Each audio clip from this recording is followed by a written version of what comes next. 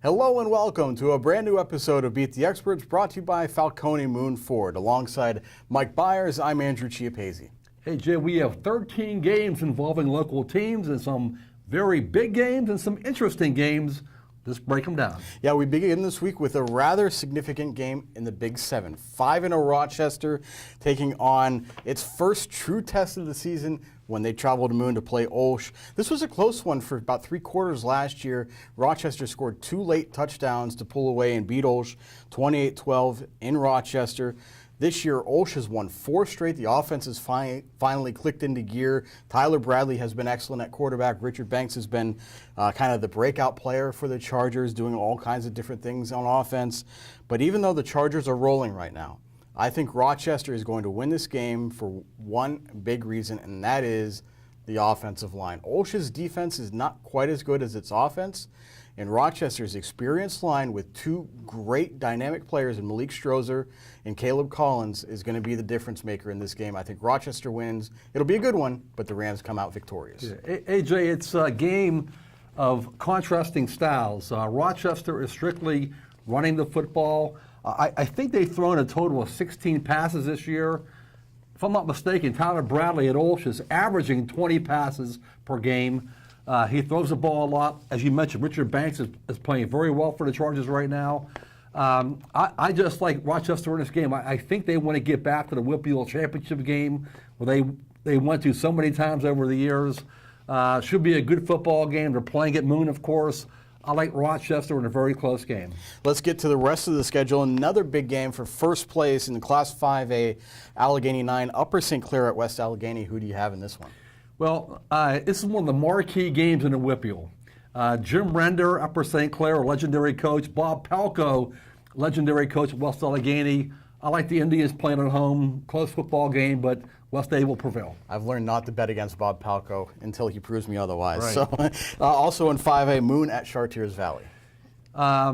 Very disappointed in how Moon played last week. They had won a couple games in a row in exciting fashion. They got blown out by Fox Chapel last week, but they will not lose to an 0-6 Chartiers Valley team. In Class 4A, how about Blackhawk at Ambridge? It has to be Blackhawk because Blackhawk beat Indiana. Ambridge lost to Indiana, so common opponents. Blackhawk wins the game. Hopewell at Central Valley.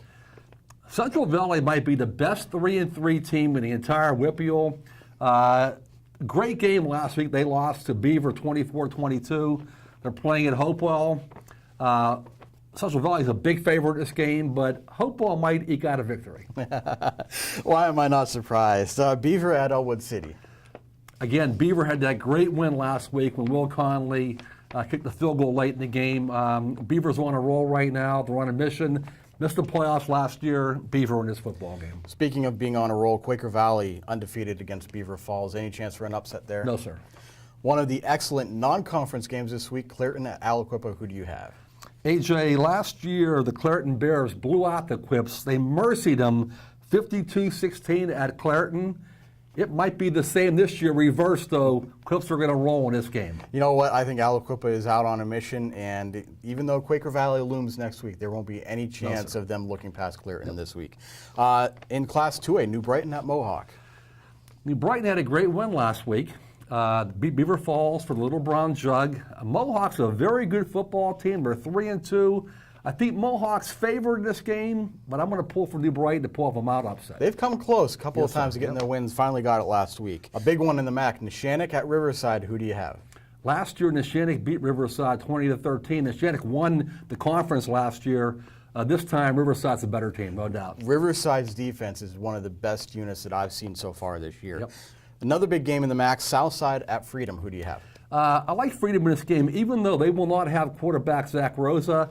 He was ejected last week in the loss at Riverside. When you get tossed from the game, you miss the next game automatically. But Freedom is just too good of a football team to lose at home. Yeah, Southside's had a lot of issues this year in being consistent. In Class 1A, Western Beaver at Stowe Rocks. Who do you have? Western Beaver. And finally, Union at Cornell. Can the Raiders get that elusive win yet? Not yet. No. Not yet. All right. Well, that does it for this week's episode of Beat the Experts. You can keep track of all these games Friday and Saturday at timesonline.com. And join us at noon Wednesday and noon Thursday for the latest editions of Game On. So for Mike Bires, I'm Andrew Chiappazzi. That does it for now.